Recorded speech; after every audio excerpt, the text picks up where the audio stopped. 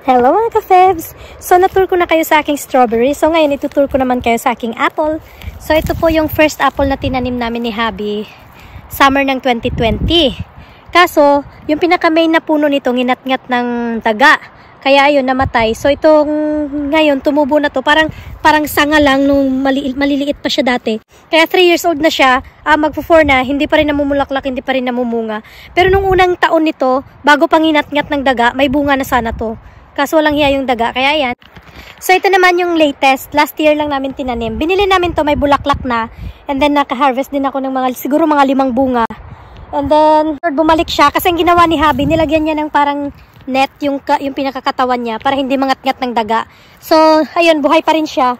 And hoping ako na mamulaklak siya. At ito naman, in full bloom na siya, 3 years old na to. Hindi ko malapitan masyado kasi ginawan talaga ni Habi ng parang box para hindi makain ng mga wild na usa. O kaya minsan baka, nakakatakas yung baka doon sa sa farm ng kapitbahay namin. So kinakain nila pati yung branch. Kaya last year wala kami nakuhang bunga dito. Pero ngayon, awa ni Lord, ayan ang daming bulaklak As in halos lahat ng sanga may bulaklak, kaya nakakatuwa.